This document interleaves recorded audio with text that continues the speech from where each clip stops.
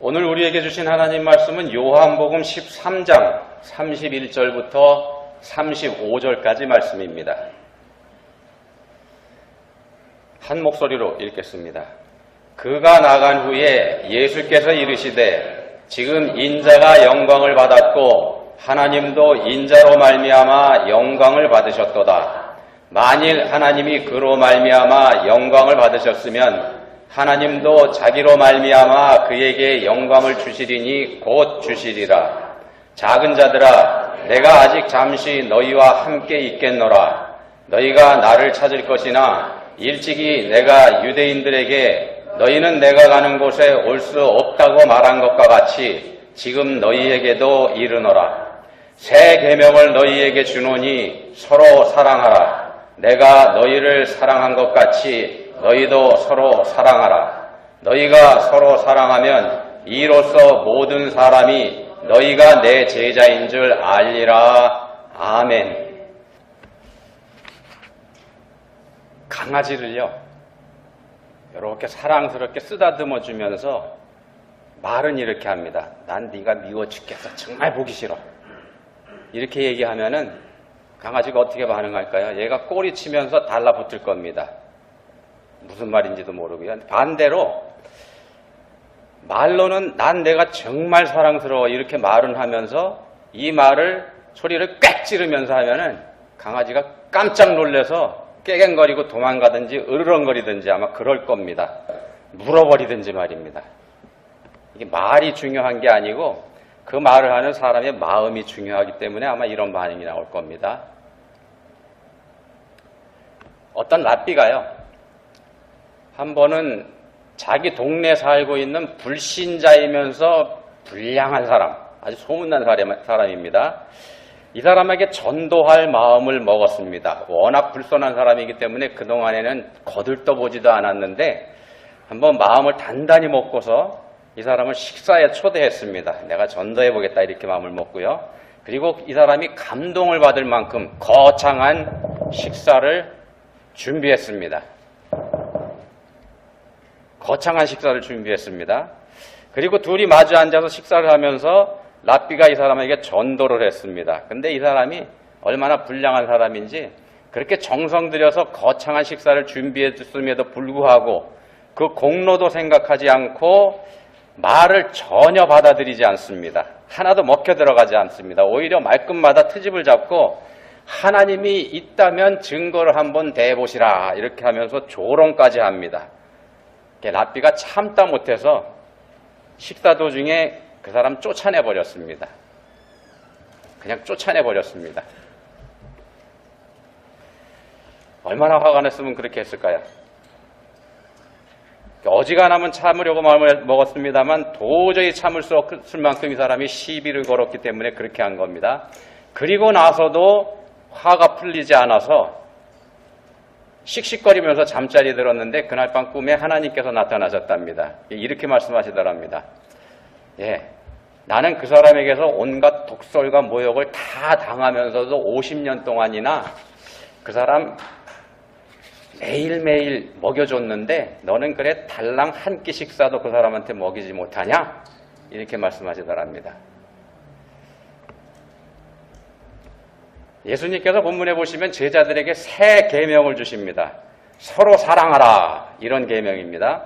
우리가 교회에서 늘 듣는 말씀이죠. 이게 모름지기 그리스도인이라 그러면 사랑해야 하는 사람입니다. 심지어 원수도 사랑하라 이렇게 말씀하지 않습니까? 그리고 오늘 본문에서는 너희가 서로 사랑하면 이로써 모든 사람이 너희가 내 제자인 줄 알리라는 말씀까지 하셔서 예수님의 제자가 되는 조건이 사랑하는 거라는 말씀까지 합니다. 이거 바꿔 말씀드리면은요, 우리가 사랑하지 않으면 우리는 예수님의 제자가 아니라는 말도 됩니다. 이렇게 되니까 우리한테는 엄청 부담스러운 말씀이 바로 오늘 주시는 계명입니다. 서로 사랑하라. 사랑하지 않으면 계명이니까요. 사랑하지 않으면 버림받을지도 모르기 때문에 이런 걱정이 든다는 겁니다. 예를 들면 이런 겁니다. 이게 마태복음 25장에 보시면 양과 염소를 구분하는 그런 이야기 있지 않습니까? 자칫하면은 거기서 염소로 구분이 되는 거 아닌가. 그래서 지옥에 떨어지게 될지도 모르기 때문에 우리가 걱정을 하게 된다는 겁니다. 계명이니까 말입니다. 오늘 말씀 들으시면서 사랑하는 거 우리가 어떻게 해야 되는지 이거 한번 생각해 보시기 바랍니다. 그리고 나는 왜 사랑하지 못하는지 이것도 한번 답을 찾아보시면 좋겠습니다. 자, 부활하신 예수님께서 가장 먼저 만난 사람 누군지 여러분들 기억하시죠? 예, 막달라 마리아입니다. 막달라 마리아를 가장 먼저 만나셨는데 부활하신 예수님께서 왜 하필 막달라 마리아를 가장 먼저 만나셨을까? 막달라 마리아가 누굽니까? 이렇게 나오죠, 성경에. 전에 7 귀신 들렸던 여자. 더러운 귀신 들렸던 그런 사람입니다. 예수님께서 그 귀신을 쫓아내 주셔서 구원해 주신 사람이고 말입니다. 그래서 새로운 삶이 열린 그런 여자죠. 그다지 거룩하지 않은 출신의 여자 이렇게 알려져 있습니다. 우리가 보기에 그렇다는 겁니다. 사람들 보는 눈으로 그렇습니다. 자, 부활하신 예수님은 이제 인간의 한계를 벗어버리고 거룩한 몸으로 부활하신 겁니다. 거룩한 몸으로 부활하신 겁니다. 자, 그처럼 거룩하신 분이 왜 별로 거룩하지도 않은 여자를 가장 먼저 만나 주셨을까? 우리가 이렇게 생각할 수도 있습니다. 그냥 어쩌다 보니까 먼저 만났지, 제자들 만나러 가다가 이 여자가 거기에 있으니까 이렇게 생각할 수도 있을 것 같습니다. 그렇지 않으면, 그게 아니라 그러면, 아니면 이 마리아에게 뭔가가 있었을까? 여러분들 생각에는 어떤 쪽인지 모르겠습니다. 하나님께서 하시는 일에 우연이라는 거 없습니다. 하나님 하시는 일에 우연은 없습니다. 이 세상에 그저 우연이 생겨났다고 믿는 사람들 많이 있습니다만 성경에서는 그렇게 얘기하지 않습니다. 성경에서 말씀하는 우연이라고 하는 건, 우연에 대한 개념은 하나님의 뜻이 있다는 거, 이게 성경의 입장입니다. 자, 그렇다고 한다면은요, 막달라 마리아를 가장 먼저 만나신 거, 부활하신 예수님께서, 이거 그냥 우연은 아니라는 뜻이 됩니다. 예수님께서 계획하신 일이라는 뜻이 된다는 겁니다. 왜 그러냐 하면은요, 마리아에게 사랑하는 마음이 있었기 때문입니다. 그래서 제일 먼저 만나셨습니다. 바꿔 말씀드리면 누구보다도 예수님을 많이 사랑한 사람이 막달라 마리아이었다는 뜻이 됩니다. 십자가에 달려서 죽임을 당하신 예수님을 그 현장에서, 십자가 현장에서 지키고 있었던 것, 그리고 그 예수님의 시신을 안장하는 장소까지 따라가서 위치를 확인해 둔 점, 그리고 안식 후 첫날 새벽에 가장 먼저 그 예수님의 무덤에 달려갔던 것, 이런저런 상황을 다 종합해 보면 막달라 마리아는 분명히 예수님을 향한 애절한 사랑이 있었던 사람입니다. 그게 부활하신 예수님께서 마리아를 가장 먼저 만나주신 이유라고 보는 거 자연스럽다는 말씀을 지금 드리고 있는 겁니다. 자, 사랑이라고 하는 건 마음에서 우러나오는 거지 않습니까? 사랑이라고 하는 걸 우리가 억지로 할 수는 없습니다. 억지 사랑이라 그러면 어쩌면 그건 사랑이 아닐 수도 있고 말입니다. 막달라 마리아가 위험을 무릅쓰고서 십자가에 달려 돌아가시는 예수님을 그 십자가 곁에서 지키고 있었던 것, 이건 마리아에게 마음속에서 우러나오는 진실한 사랑이 있었기 때문에 가능했다는 말씀을 드리는 겁니다. 누구보다도 가까이 예수님 곁에 있었다는 건 마리아가 누구보다도 예수님을 더 많이 사랑했다, 이런 말이 된다는 겁니다. 적어도 예수님께서 십자가에 달려 돌아가시는 그때, 그 순간만큼은 확실하게 그랬다는 겁니다. 예수님이 체포당하시는 걸 보고서 자신의 안전을 위해서 모두 도망쳐버린 제자들하고 비교해보면 이게 분명하게 우리가 그 차이를 알 수 있지 않습니까? 그런 차이가 마리아에게 있습니다. 자, 사랑은 마음에서 우러나와야 되는 겁니다. 사랑은 마음에서 우러나와야 됩니다. 만들어낸 사람은 사랑이라 그러면 어쩌면 그건 가짜 사랑일 수 있습니다. 그런데도 본문에서는 예수님께서 제자들에게 말씀하십니다. 새 계명을 너희에게 주노니 서로 사랑하라. 내가 너희를 사랑한 것 같이 너희도 서로 사랑하라. 이게 명령하시는 겁니다. 더군다나 이거를 새 계명, 계명이라고 하셨습니다. 무슨 뜻이냐면은 절대로 거부할 수 없는 그런 말씀이라는 뜻이 됩니다. 계명이기 때문에 무조건 순종해야 되는 그런 말입니다. 그래서 바꿔서 말씀을 해보면 억지로라도 사랑해라, 그런 말씀이 된다는 겁니다. 억지로라도 사랑해라. 우리가 어떻게 그렇게 할 수 있을까? 우리가 그렇게 할 수 있을까요? 억지로라도 사랑하는 거.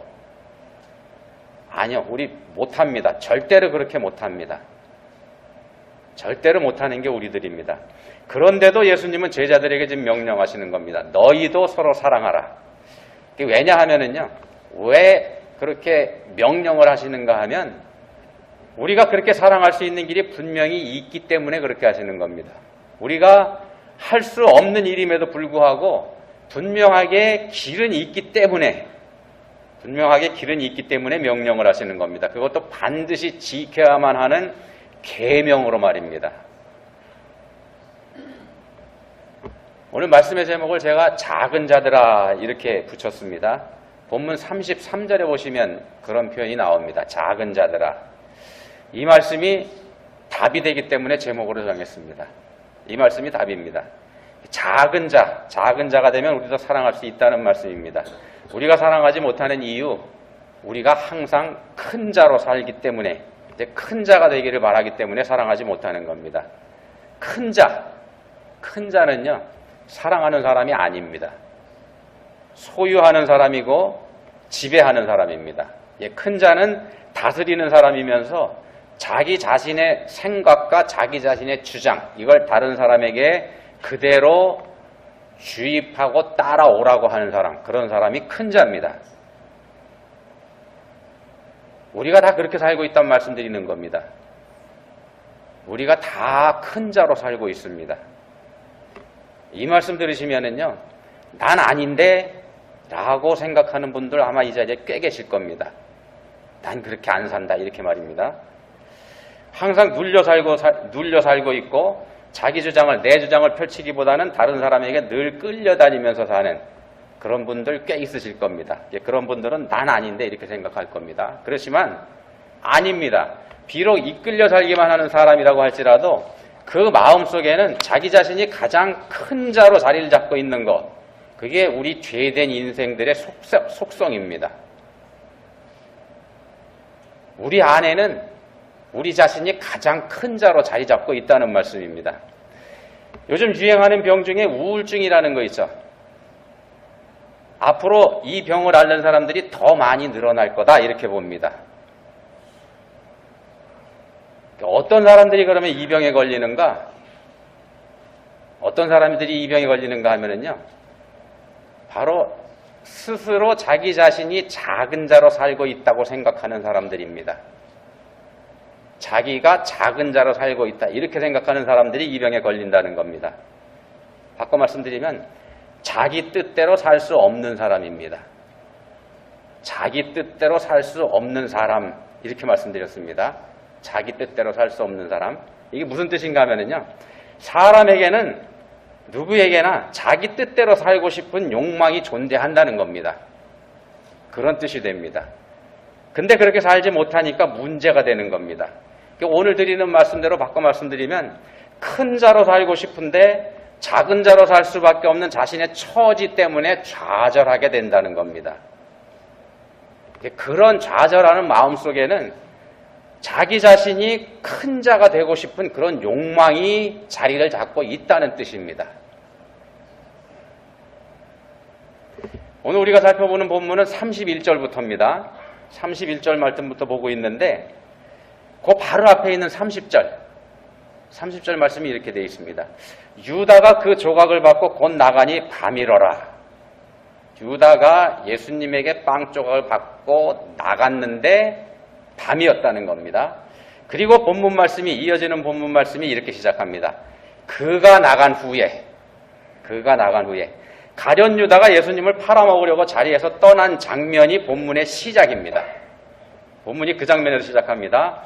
이제 자리를 떠난 유다는 예수님을 팔아먹을 겁니다. 바깥에 나가서 그 일을 위해서 지금 자리를 떴습니다. 그리고 그때가 밤이다, 이렇게 말씀합니다. 빛이신 예수님을 떠나서 어둠인 죄악의 길로 나가버린 것, 이걸 뜻하는 겁니다.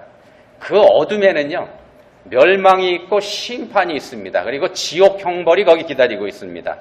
가룟 유다가 그런 곳으로 가버렸다는 말씀입니다. 왜요? 가룟 유다가 왜 그런 곳으로 나갔을까요? 예, 큰 자가 되기 위해서 나간 겁니다. 가룟 유다는요, 그동안 이스라엘을 구원할 메시아로 알고서 예수님을 따라다녔습니다. 바꿔 말씀드리면 한 자리 차지하기 위해서 따라다녔다는 말씀입니다. 큰 자가 돼서 권세를 부리면서 살 수 있는 기회로 알았기 때문에 예수님 따라다녔다는 말씀입니다. 근데 최근에 깨달았습니다. 예수님 따라다녀도 큰 자가 될 수 없다는 사실 말입니다. 그래서 예수님 배신한 겁니다. 그래서 예수님 배신했습니다. 가룟 유다가. 자, 그런 가룟 유다가 나간 후에 예수님께서 제자들에게 주신 말씀이 이겁니다. 작은 자들아, 새 계명을 너희에게 주노니 서로 사랑하라. 사실은요, 베드로도 큰 자가 되기 위해서 예수님을 따라다닌 사람입니다. 베드로만 그런 게 아니고 모든 제자들이 다 같은 생각을 가지고 예수님 따라다녔습니다. 다만 다른 제자들이 가룟 유다하고 달랐던 점은 뭐냐 하면은요, 예수님에게서 떠나지 않았다는 겁니다. 어둠으로 나가버린 유다하고는 달리 빛이신 예수님과 함께 했다는 겁니다. 예수님과 함께 한다는 게 이렇게 중요하다는 말씀을 드리는 겁니다. 그러니까 예수님을 버리지 않는 거, 예수님에서 떠나지 않는 거, 예수님에게서 떠나지 않는 거, 이게 이렇게 중요합니다. 물론 이 제자들도 모두 예수님을 버리고 도망쳤습니다. 예수님이 체포당하실 때 자기만 살겠다고 다 도망쳐버리지 않았지 않습니까? 그래서 이 제자들 전부 다 실패자입니다. 그럼에도 전부 다 실패자입니다. 예수님 버리고 다 도망갔습니다. 예수님 배신한 겁니다. 전부 다 가룟 유다처럼 팔아먹진 않았지만, 자, 그럼에도 불구하고 예수님을 떠나서 이 사람들이 어둠 속으로 나가버린 가룟 유다처럼 완전히 떠나버리지는 않았다는 겁니다. 그냥 남아 있었습니다. 그 자리에. 자, 이렇게 제자들에게 버림을 당하는 숙모를 당하신 예수님께서 그렇게 남아있던 제자들을 찾아가십니다. 갈릴리 바다로 찾아가셨습니다. 갈릴리 바다에서 고기나 잡겠다고 하는 제자들을 찾아가셔서 그 중에서 대표격에 해당되는 베드로에게 예수님께서 이렇게 묻지 않으셨습니까? 요한의 아들 시몬아, 내가 나를 사랑하느냐? 사랑하느냐? 이렇게 물으셨습니다. 내가 나를 사랑하느냐? 베드로가 이 말씀에 나 사랑합니다라고 대답할 수가 없죠. 차마 배신을 했으니까. 감히 그렇게 사랑한다는 말을 할 수가 없으니까 살짝 돌려서 이렇게 대답합니다. 내가 주님을 사랑하는 줄 주님께서 아시나이다. 근데 결국은 사랑합니다라는 고백을 한 겁니다. 그렇지만 이미 큰 소리 쳤다가 한번 실패한 전과가 있기 때문에 돌려서 말할 수밖에 없는 그런 처지가 돼버린 거죠. 자, 그런 베드로에게 예수님께서 베드로가 실패했던 이유를 가르쳐 주십니다. 어떻게 가르쳐 주시냐? 이렇게 말씀합니다. 나를 따르라. 본문의 말씀으로 이 말씀을 다시 풀어보면은요, 작은 자가 되어서 나를 따라오너라. 이 말씀을 하신 겁니다. 근데 이 말을 베드로가 알아듣지 못합니다. 뜻을 깨닫지 못하니까 예수님께서 베드로에게 다시 한번 더 말씀합니다. 이렇게 말씀합니다. 내가 올 때까지 그를 머물게 할지라도 그게 내게 무슨 상관이냐? 너는 나를 따르라. 예수님께서 주신 새 계명, 서로 사랑하라. 이 말씀을 지킬 수 있는 유일한 방법이 예수님을 따르는 방법이라는 말씀을 드리는 겁니다. 예수님 따라하는 겁니다. 그래서 본문 34절에서도 이렇게 말씀합니다. 내가 너희를 사랑한 것 같이 너희도 서로 사랑하라. 자, 서로 사랑하라는 새 계명을 지킬 수 있는 방법은 내가 너희를 사랑한 것 같이, 이겁니다. 예수님께서 제자들을 사랑한 것 같이 사랑하는 것. 그게 서로 사랑할 수 있는 길입니다. 그러면 예수님께서 제자들을 사랑하신 방법, 그건 어떤 건가? 어떻게 제자들을 사랑하셨나? 작은 자가 되어주셨습니다. 낮은 자가 되어주셨다는 말씀입니다. 제자들보다 예수님께서 더 낮은 자리에 내려앉으셔서 제자들의 발을 닦아주시지 않았습니까? 심지어 예수님께서는 이제 곧 예수님을 팔아먹어버릴 가룟유다, 그 가룟유다의 발까지 닦아주셨습니다. 그게 예수님께서 사랑하신 방법입니다. 그리고 말씀하십니다. 내가 너희를 사랑한 것 같이 너희도 서로 사랑하라. 물론 예수님께서 하신 이 말씀은요, 십자가에서 당신의 생명을 주신 사랑, 그 사랑을 가리키는 말씀이기도 합니다. 제자들을 포함한 모든 사람들을 사랑하신 예수님의 사랑 방법이 십자가의 죽음, 그거지 않습니까? 예수님께서 말씀하셨습니다. 사람이 친구를 위하여 자기 목숨을 버리면 이보다 더 큰 사랑이 없다. 친구를 위하여 자기 목숨을 버리면 이보다 더 큰 사랑이 없다. 그리고 그렇게 예수님께서 친구라고 직접 부르셨던 그 제자들을 위해서 당신의 생명을 십자가에 내어놓는 것, 그것으로 예수님께서 이 말씀을 직접 실천해 보이시지 않으셨습니까? 그래서 본문에서 말씀하는 내가 너희를 사랑한 것 같이 라는 이 말씀은 분명히 그 십자가의 그 큰 사랑, 그걸 말씀하는 것이기도 합니다. 그렇지만 그건 아무나 할 수 있는 사랑이 아니죠. 아무나 할 수 있는 사랑 아니지 않습니까? 이게 서로 사랑하라는 말씀을 계명으로 주시면서 십자가에 달려 죽으신 그 큰 사랑만을 본으로 제시하신 것이라 그러면 우리 중에서 그 계명 따라할 사람 아마 몇 사람 안 되든지 아예 없든지 그렇습니다. 그러지 않겠습니까? 그래서 이 말씀을 좀 더 쉽게 본문의 상황에 맞춰서 한번 풀어보면은 이제 곧 원수가 될 가룟유다의 발까지도 닦아주신 그 정도까지만 요구하시는 것, 그걸로 봐도 자연스럽다는 말씀을 드리는 겁니다. 자, 그 정도는 우리도 그나마 해볼 만한 그런 거이지 않겠습니까? 물론 그조차도 결코 쉬운 건 아닙니다. 그것도 결코 쉬는 건 아니지만 그나마 우리가 한번 해볼 만은 하다는 겁니다. 자, 그래서 말씀합니다. 작은 자들아. 우리가 사용하는 쉬운 말로 이 말씀을 다시 풀어보면은요, 이런 말씀을 하는 겁니다. 얘들아. 사랑을 담아서 부르시는 말씀입니다. 이 표현이 요한복음에서 여기서만 딱 한 번 등장합니다. 요한복음에서 사랑 말씀을 많이 하는데도 여기서만 딱 한 번 등장합니다. 이게 뭔가 의미심장하다는 생각을 하지 않을 수 없는 그런 표현이라는 말씀을 드리는 겁니다. 자, 예수님께서 제자들에게 말씀하시는 것, 마음입니다. 그러니까 마음에서 예수님을 사랑하는 것, 그걸 예수님께서 원하신다는 말씀입니다. 부활하신 예수님께서 막달라 마리아에게 가장 먼저 보이신 건 마리아가 마음으로부터 예수님을 사랑하는 사람이었기 때문입니다. 예수님 앞에서 자기 자신을 낮춰서 말입니다. 그러니까 마리아와 다른 여자들에게 먼저 보이셨지 않습니까? 12제자도 제쳐놓고서 말입니다. 이제 그건 이 여인들에게 사랑하는 마음이 있었기 때문에 그렇게 하신 겁니다. 예수님께서 본문에서 말씀하시는 대로 여자들이 작은 자들이었기 때문에 그렇게 하신 겁니다.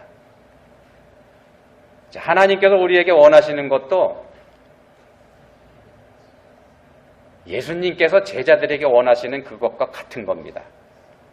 우리에게도 서로 사랑하라 이렇게 말씀하신다는 말씀을 드리는 겁니다. 계명으로 주시면서 강제로 사랑하라 이렇게 말씀하십니다. 어떻게 억지로 사랑을 할 수 있을까? 사랑이라는 걸 우리가 어떻게 억지로 사랑할 수 있을까? 낮아지는 겁니다. 그리고 스스로 작아지는 겁니다. 큰 자가 되기를 포기하는 것. 그렇게 되면 우리가 사랑할 수 있다는 말씀입니다. 그럼 우리가 그렇게 할 수 있을까? 우리가 스스로 낮아지고 작아지고 큰 자 되기를 포기하고 우리가 그건 할 수 있을까? 아니요. 우린 그것도 못합니다. 그것도 어림도 없다는 겁니다. 베드로가 그랬던 것처럼요. 큰 소리를 치고도 실패하는 게 바로 우리들입니다. 끝까지 못 간다는 말씀입니다. 잠깐 동안 흉내는 낼 수 있겠지만 안 된다는 겁니다. 끝까지 우리 그렇게 못합니다. 그래서 예수님께서 더 말씀하십니다. 내가 너희를 사랑한 것 같이. 다른 말로 말씀드리면은요, 나 따라와봐 이런 말씀입니다. 나를 따르라. 예수님께서 하신 방법은 스스로 작은 자가 되신 겁니다. 낮아지신 겁니다. 그게 예수님께서 하신 겁니다. 성부 하나님의 뜻에 전적으로 굴복하고 순종하신 것, 그게 예수님께서 하신 방법입니다. 전적으로 순종하고 전적으로 굴복하신 것. 예수님 자신의 생각과 주장, 이것도 있었습니다. 그렇지만 다 내려놓고 아버지께서 원하시는 그대로 그냥 십자가에 달려 죽음을 맞지 않으셨습니까? 그게 예수님께서 하신 방법입니다. 자, 그리스도인은 사랑하는 사람이어야지 됩니다. 사랑해야만 하는 사람이 바로 그리스도인입니다. 지옥불에 떨어져야지만 되는 죄인임에도 불구하고 우리를 대신해서 죽어주신 예수님, 내 죄값을 대신 치러주신 예수님에게 엄청난 사랑의 빚을 진 사람들이기 때문에 그렇습니다. 그 예수님께서 우리에게 서로 사랑하라, 서로 사랑하라는 이 말씀을 계명으로 주셨기 때문이기도 합니다. 그래서 그리스도인은 사랑해야만 하는 사람입니다. 우리가 그 말씀에 따를 때 죽음의 권세를 깨뜨리고 부활하신 예수님 따라서 우리도 부활의 영광에 참여하게 되는 겁니다. 그러니까 앞서가시는 예수님을 따라가면 된다는 겁니다. 우리가 그렇게 할 때 따라갈 수 있다는 겁니다.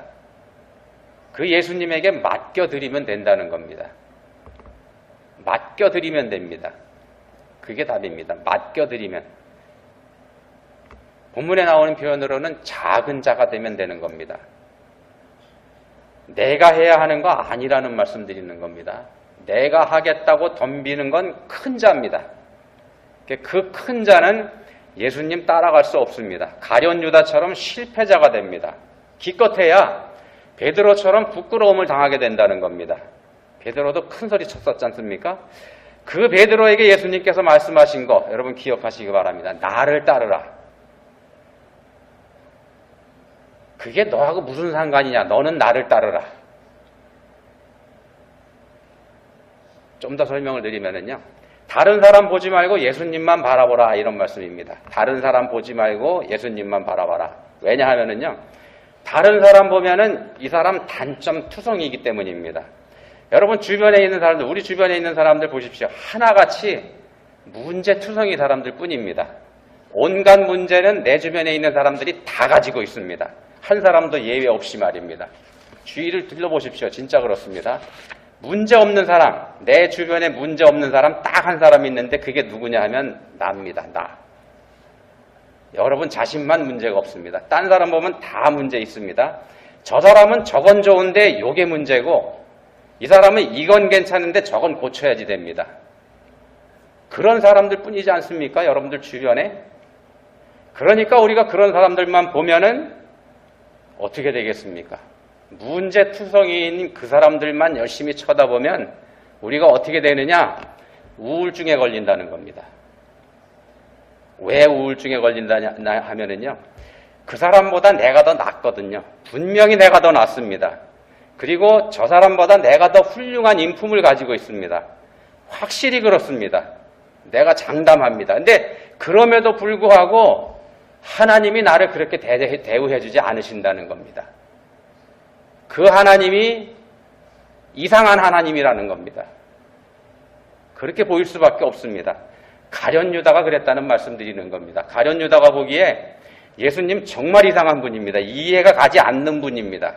그리고 그 이해가 가지 않는 이상한 예수님 주변에 모여드는 사람들 보니까 전부 다 시원찮은 인간들만 있다는 겁니다. 근데 막달라 마리아는요. 가룟 유다하고 다른 눈으로 예수님을 봅니다. 막달라 마리아가 보는 예수님은 자기를 사랑해주는 분입니다. 그것뿐입니다. 그게 다입니다. 그 예수님께서 자기보다 다른 사람 더 사랑해 주시는지 어떤지 그거 상관할 바가 아니라는 겁니다. 그냥 예수님께서 나를 사랑해 주신다. 저 예수님이 나 사랑해 주신다. 그것만이 중요하다라는 겁니다. 가룟 유다는요. 예수님 앞에서 큰 자로 섰습니다. 그리고 망했습니다. 막달라 마리아는 예수님 앞에서 작은 자로 섰습니다. 그리고 예수님의 사랑을 받았습니다. 이제 예수님께서 우리를 부르십니다. 여러 번 부르십니다. 작은 자들아, 얘들아 이렇게 부르십니다. 여러분 이 부름에 대답해 보시겠습니까? 기도하시겠습니다. 하나님 아버지 감사합니다. 사랑을 듬뿍 담아서 저희를 부르고 계시는 우리 주님의 목소리 듣게 해주셨습니다. 저희가 낮아질 때, 즉 작은 자가 될 때 그 목소리에 담긴 주님의 사랑 느낄 수 있다는 거 알게 해주셨습니다. 이제는 간절히 원하오니 저희에게 듣는 마음 주시기 원합니다. 작은 자를 부르시는 주님의 부르심 듣게 해주시기 원합니다. 그리고 그 부르심에 따르는 저희 모두가 되게 해주시기 원합니다. 저희를 도와주십시오. 예수님 이름으로 기도합니다. 아멘.